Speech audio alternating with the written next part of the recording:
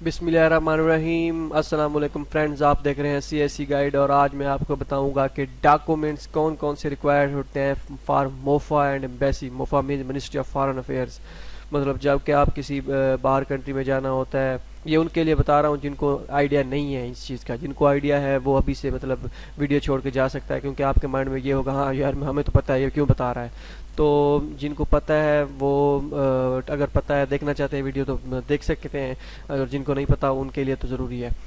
तो पहली बात, जो मिनिस्ट्री ऑफ फॉरेन अफेयर्स के लिए जो होता है वो आपको आपके सारे एजुकेशनल डॉक्यूमेंट्स आपने वहाँ पे लेके जाने होते हैं।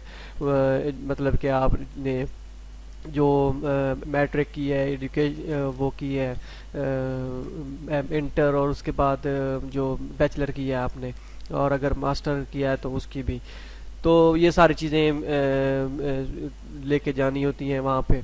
कुछ लड़के कहते हैं कि डॉक्यूमेंट्स जो होते हैं वो एक बात तो ये है, पहली बात तो ये है कि आपके डॉक्यूमेंट्स, अगर आपने एच ई सी मतलब जैसे आपने बैचलर किया है, बीएस किया है किसी भी यूनिवर्सिटी से, तो आपके डॉक्यूमेंट्स एच ई सी से वेरीफाइड होना लाजमी है। इसके बगैर वो आपके वो नहीं वेरीफाई करेंगे मिनिस्ट्री ऑफ फॉरेन अफेयर्स वाले, ठीक है। एजुकेशनल डॉक्यूमेंट्स वो लाजमी है आप के वहाँ पे होना।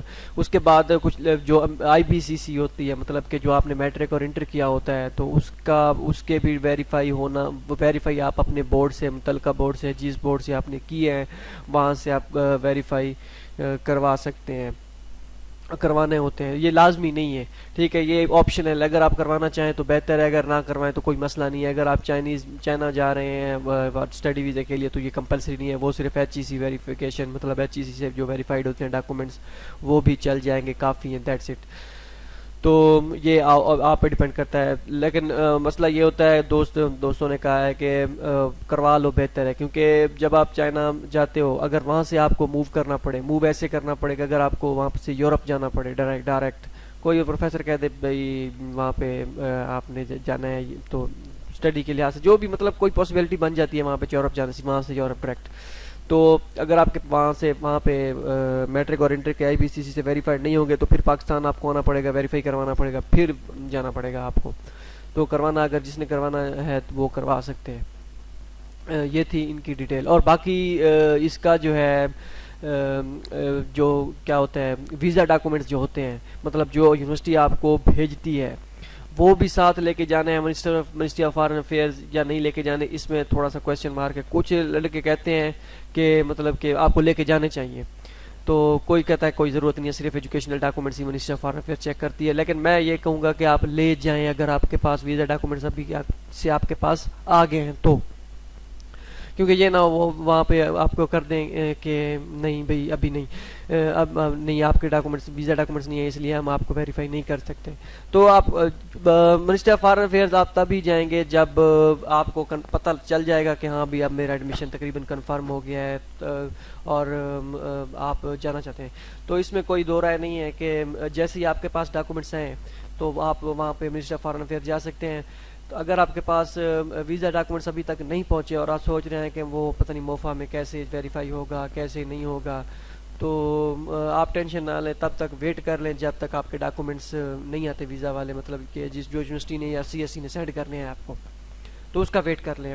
वो जब जैसे ही आ जाएंगे फिर आप अपॉइंटमेंट लेके उसकी एम्बेसी की वो कैसे लेनी है, या कैसे, मतलब उसके लिए डॉक्यूमेंट्स आज मैं बताऊंगा डॉक्यूमेंट्स कौन कौन से रिक्वायर्ड होते हैं एम्बेसी के लिए और मोफा के लिए। बाकी एम्बेसी के लिए कैसे अप्लाई करना है, कब करना है, वो उसका मैं आपको बाद में अगली वीडियो में बताऊँगा, ठीक हो गया। तो ये आप कर सकते हैं, तब तक कोई मसला नहीं है, एक दिन में मोफा एक दिन में हो जाता है मिनिस्टर ऑफ फॉरेन अफेयर्स से। तो एम्बेसी में से वो 2-3 दिन लगाते हैं।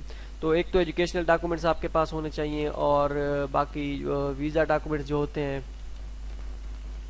वीज़ा डॉक्यूमेंट्स वो ऑप्शनल है। ऑप्शनल आप करना चाहें, लेके जाना चाहें तो ले सकते हैं, लेकिन कोई ज़रूरत नहीं है वहाँ पे लेके जाने की। और बाकी रही बात एम्बेसी, ठीक है, एम्बेसी एम्बेसी में कौन कौन से डॉक्यूमेंट्स लेके जाने हैं।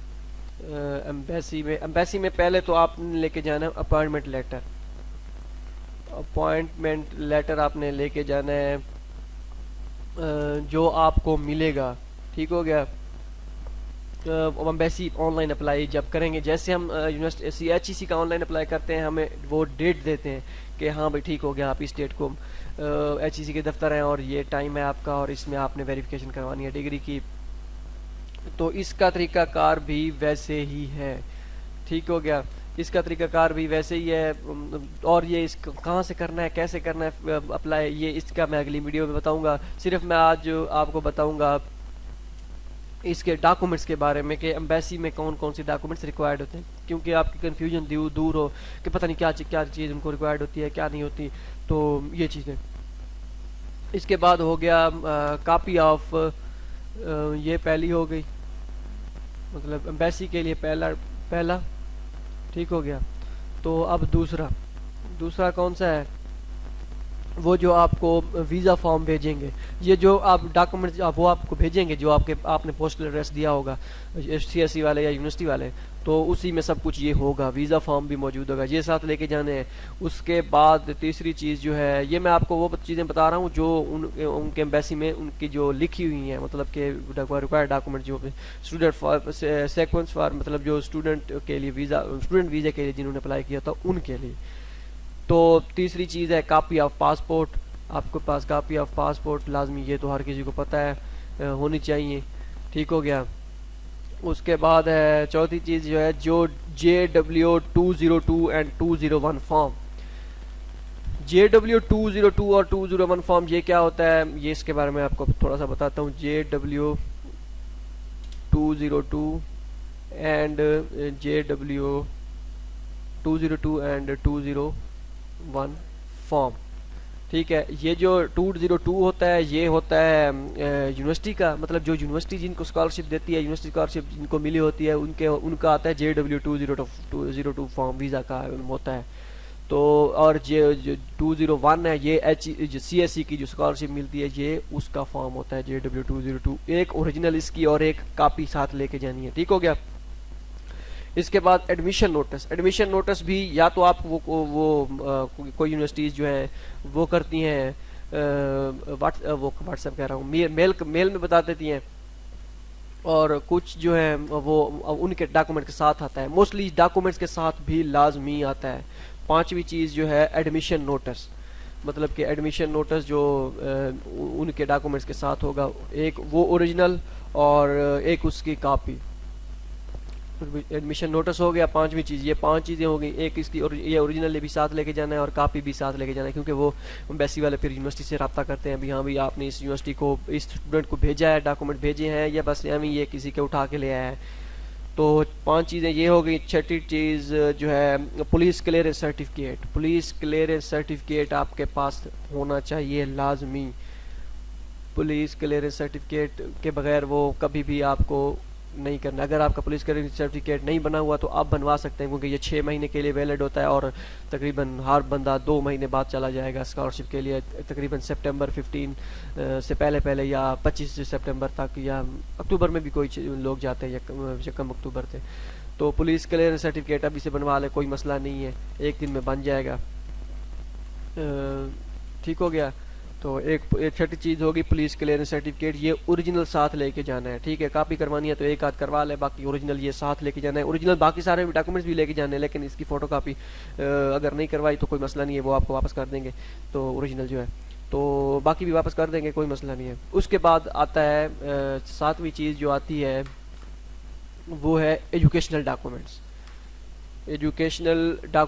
जितने भी आपके पास एजुकेशनल डॉक्यूमेंट्स हैं वो आपने साथ लेके जाने हैं, कापीज़ ओनली, सिर्फ कापीज़ वहाँ पे आप लगेगी। लेकिन एक चीज़ जहन में रखिएगा, ठीक हो गया, वो ये कि जब आप एजुकेशनल डॉक्यूमेंट्स वहाँ पे लेके जाएं उनकी जो HEC से वेरीफाइड हो, ठीक है, या IBCC से जो वेरीफाइड करवा के जाते हैं, लेकिन उनको ज़रूरत तो नहीं होती IBCC की, लेकिन वो फिर भी, और उनकी आपने फ्रंट तो वैसे हर कोई कॉपी करवाता है, उसके साथ बैक साइड वाली भी फोटो वो भी कॉपी करवाएं। मतलब जो टिकट नंबर HEC लगा के देती है आपके बैक साइड पे पेज के, डिग्री हो या ट्रांसक्रिप्ट, वो भी आपने मतलब साथ ही कॉपी करवाना है। जैसे वो हो ओरिजिनल वैसे ही मतलब कॉपी करवानी है।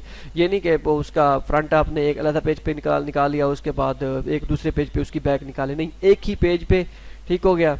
उसकी फ्रंट और बैक दोनों कॉपी होनी चाहिए, मतलब कि वो जो वहाँ पे स्टैंप लगी होगी एचईसी की वो भी उसी के साथ हो, उसी फोटो कापी जो एजुकेशनल डॉक्यूमेंट्स है उसके साथ लाजमी हो, क्योंकि वो फिर टिकट नंबर चेक करेंगे ना, सब चीज़ वो चेक करेंगे, उससे पता चलेगा उनको फ़ोटो कापी जो फ्रंट और बैक दोनों आपकी फ़ोटो कापी हुई होगी, वो फिर जो है वो उनको उनको पता चलेगा हाँ भाई ये वेरीफाइड है, इसकी जो है आपने एजुकेशनल सिस्टम से इसके डॉक्यूमेंट्स जो है वेरीफाइड है। उसके साथ एक आठवीं चीज़ होती है बैंक स्टेटमेंट इफ़ एप्लीकेबल, मतलब कि अगर आपके पास कोई बैंक स्टेटमेंट है, कोई मतलब जितनी कोई चीज़ है वो हो तो ठीक है, नहीं तो कोई लाजमी नहीं है, ये ऑप्शनल है इफ़ एप्लीकेबल।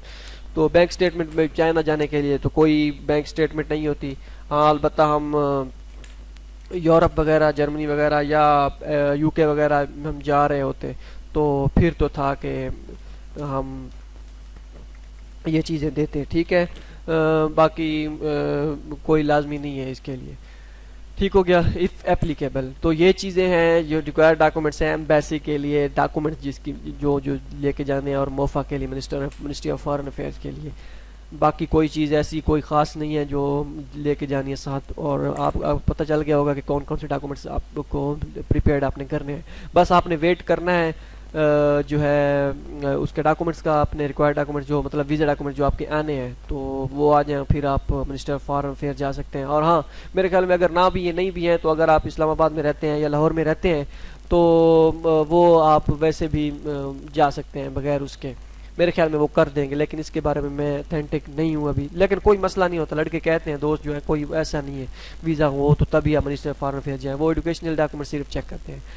तो ठीक हो गया, उम्मीद है आपको वीडियो पसंद आएगी, और मिलते हैं अगली वीडियो में कि एम्बेसी में कैसे अप्लाई करना है और उसमें अपॉइंटमेंट कैसे लेनी है, जैसे एच से लेते हैं, एच से अपॉइंटमेंट लेते हैं और फिर आप हो जाते हैं। और हाँ एक चीज़ और जो लड़के कह रहे हैं ना कि हमें डेट नहीं मिल रही, डेडलाइन नहीं मिल रही एचईसी की, क्योंकि अब अगर आप अपॉइंटमेंट लेंगे एचईसी की तो वो आपको पड़ेगी 22 अगस्त से पहले पहले आपको डेट नहीं मिलेगी, 25 अब 25 हो गया होगा क्योंकि मैंने हफ्ता पहले चेक किया था, तो हफ्ता पहले 25 से पहले पहले अपॉइंटमेंट नहीं थी, 25 अगस्त से पहले पहले, और लोगों ने ज़ाहिर बात है 1 सितंबर तक और 10 सितंबर से जाना है तो ये तो थोड़ा मसला बन जाएगा उनके लिए। तो आप ऐसा करें, आप लड़के के ये कह रहे हैं सीनियर जो हैं जो वहाँ पे पहुँचे हुए हैं चाइना ऑलरेडी, वो ये कहते हैं आप जैसे ही आप अपॉइंटमेंट आपकी मिल जाए, मतलब जो भी डेट है 20-21 अगस्त कह रहा हूँ, हाँ अगस्त, तो आप वो फॉर्म प्रिंट करें एचईसी का, मतलब जैसे ही प्रिंट सबमिट करने के बाद अपॉइंटमेंट मिलती है फॉर्म प्रिंट आउट करें, चालान फॉर्म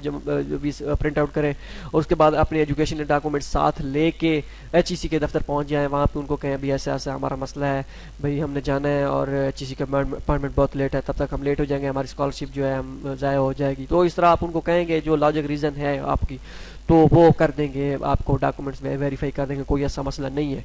ठीक हो गया, उम्मीद है आपको वीडियो पसंद आई होगी, मिलते हैं अगली वीडियो में, अल्लाह हाफ़िज़।